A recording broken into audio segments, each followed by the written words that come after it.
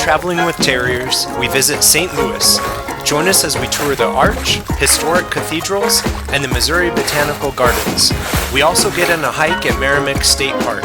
We hope you enjoy.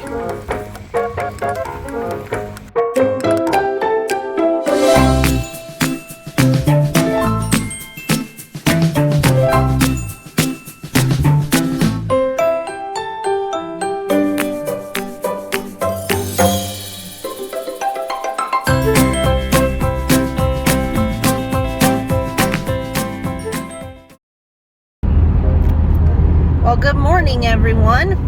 I am going by myself into St. Louis, being brave here, driving on this crazy interstate all the way in. Today I'm going to see the Gateway Arch, and then also stop at a couple of cathedrals that are supposed to be really cool, and who knows, maybe we'll find something else to do too. So we're in downtown St. Louis. Google says that I've already found the arch, which is behind us, and over to the right, I guess, as you're going towards it. Unfortunately, Google did not direct me to a parking spot, so I'm not quite sure where I'm going right now, but we'll see. This is how you get into the free part of the arch.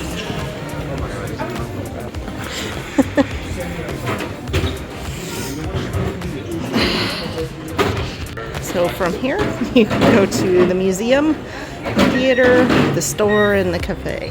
We're just gonna go down and take a look at the museum and such. So this is the museum. It looks like it kind of chronicles the history of St. Louis. It does take you through the early settling in the early 1700s.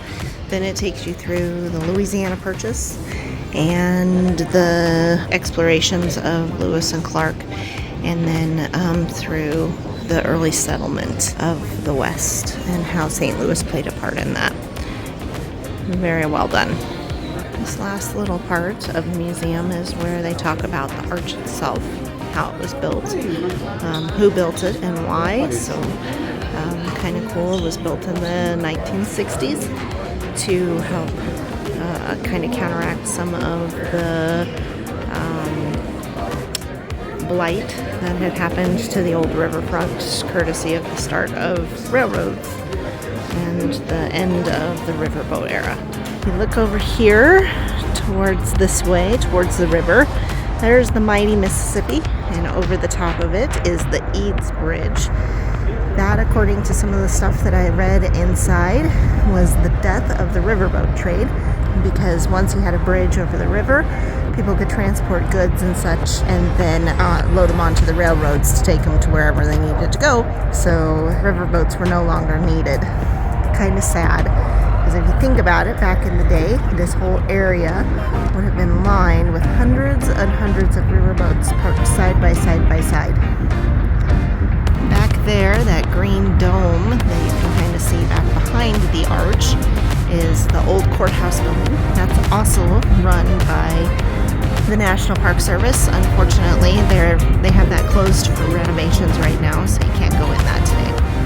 So our next stop is we're going to go to the St. Louis Cathedral, the Basilica, and see that. And then we're going to go to another Catholic cathedral that's in a German style as well. And then we'll see where else.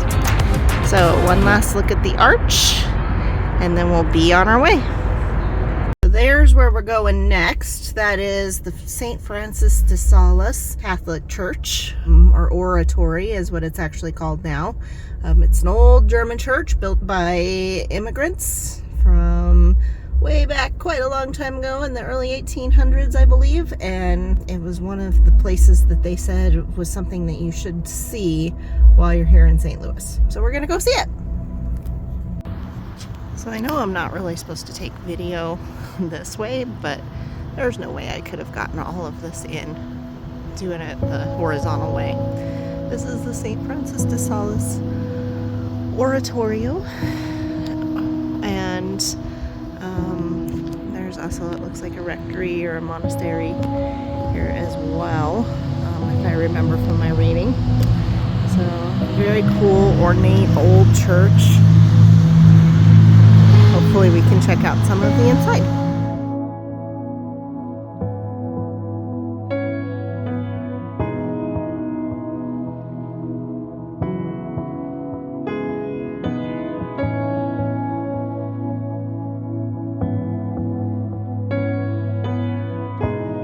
Well, words cannot express how holy and humbling that was. That was such a beautiful church. They do their masses in Latin, so it's pre-Vatican II, so it's all in Latin with the chant music and everything. And I was so hoping that I would get to come to a mass, and then I missed all of them. And I could have come to one today, but on their website it didn't say that they had a mass on Friday at 12:15. So I didn't know they had a mass at 12:15 that I could have come to, or else I would have been here for mass today, so that I could have heard the Latin chants and things like that, because that's something that I learned about extensively in school, in music history classes, and it always just fascinated me, and I loved that music, and so it would have been really cool to have heard one done in Latin in the United States without having to go to Europe, which is where most people have to go to hear that stuff. So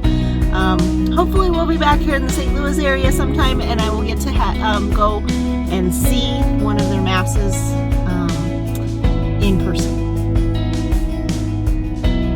All right, so now we are headed off to the Cathedral Basilica of St. Louis.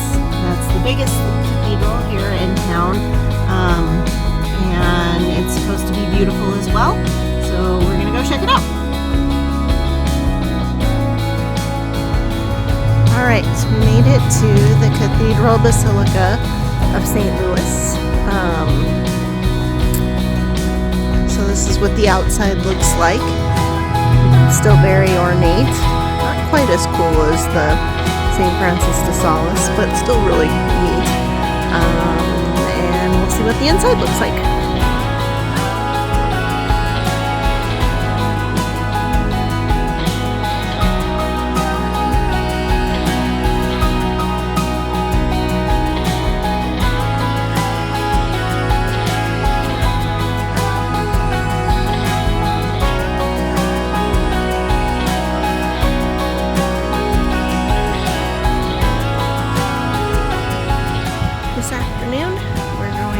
Take a little trip through the Missouri Botanic Garden here in St. Louis.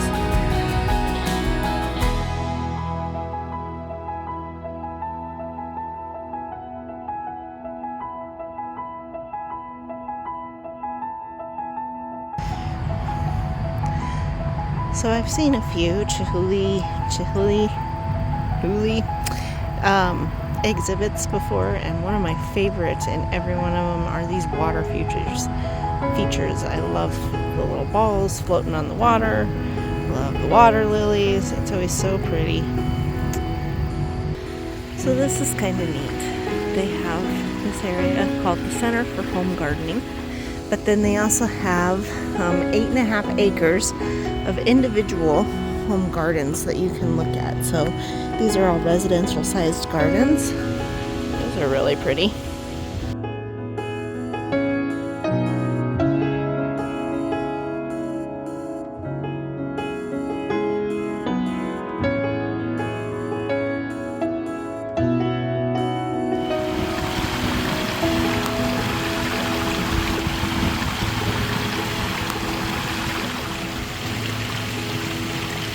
So beautiful. So I was walking down this path, and all of a sudden I see these huge wings go flying over the top of me. It was this crane, and he landed, and he's like standing on top of the water lilies. He was moving quite a bit, and now he's kind of frozen like a statue. It's really cool.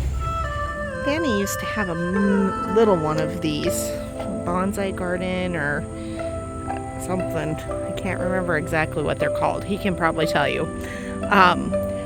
But he had a miniature one of these in his office when he worked on site back in the day. So it's kind of cool to see this in big size. Didn't know that there was such a thing as a big size of them. I always thought they were just the little ones, but pretty cool. Some more of the Japanese garden.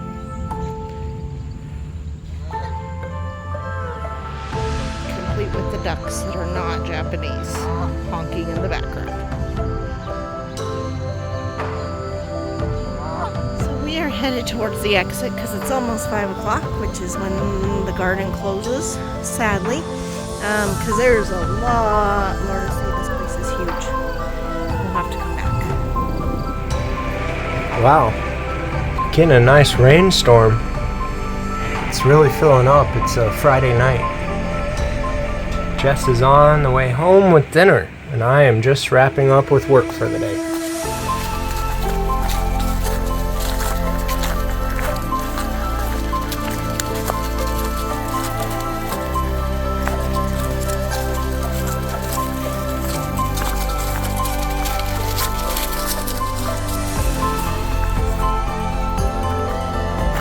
Let's get it on camera. So everyone knows where we went before we disappeared into the cave.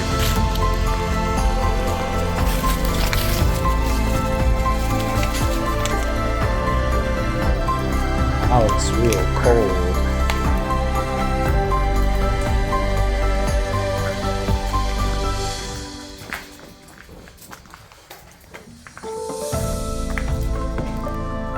No caves today. Too late in the season.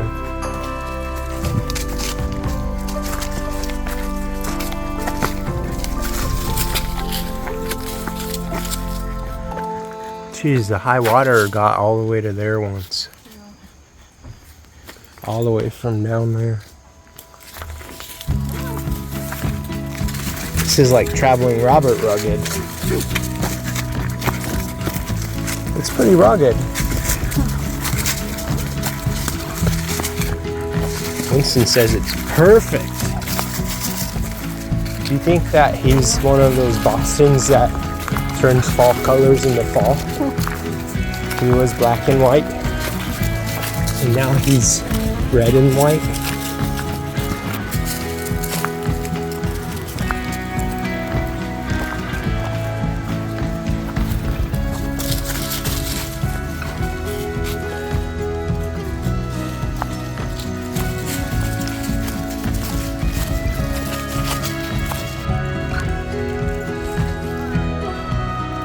Where at? Oh yeah, there's some ferns. Maybe they wander around in the evening. Bless you. Bless you. You're allergic to walking ferns?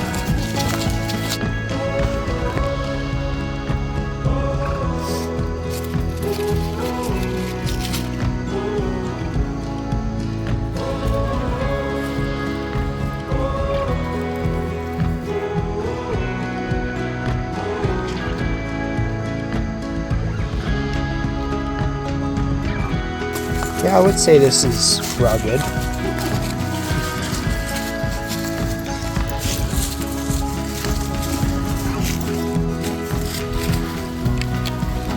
Hi, happy dog.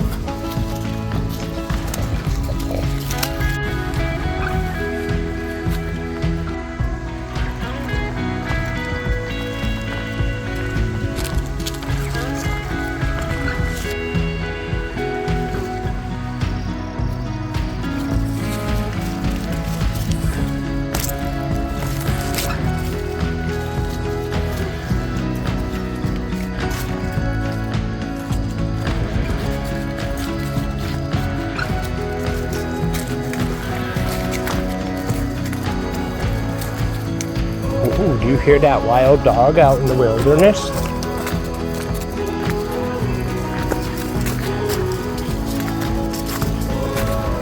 Come on, up, up, up. Let's go.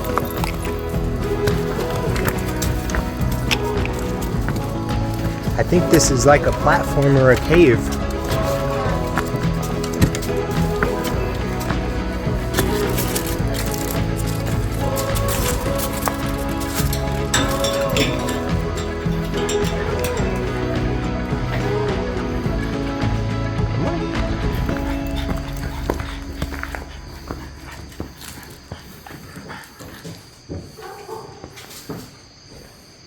Hello, hello, hello, hello.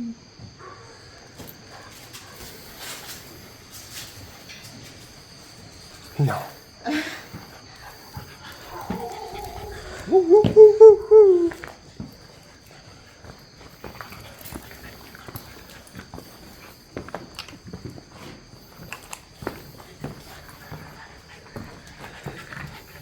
Whoa.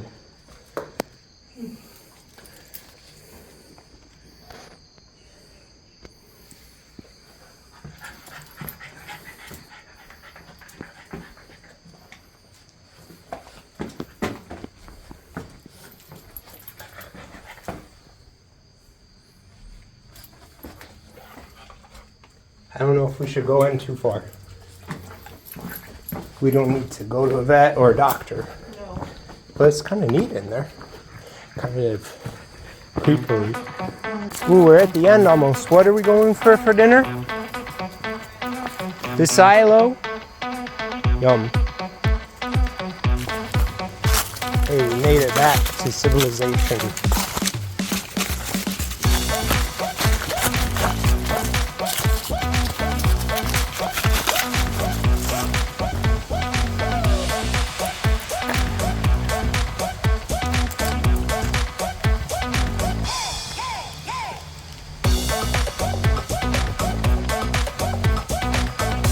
Concludes our Fern Gully hike. And this is after a 30-minute hike, and after he ran like crazy outside, he's realized he's a little bit tired.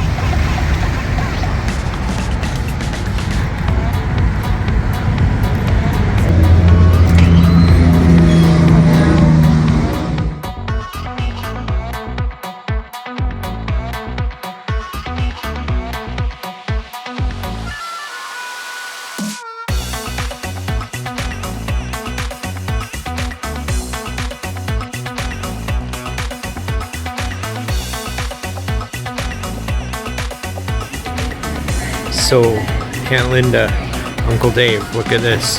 Try an ice cream flight. But not tonight.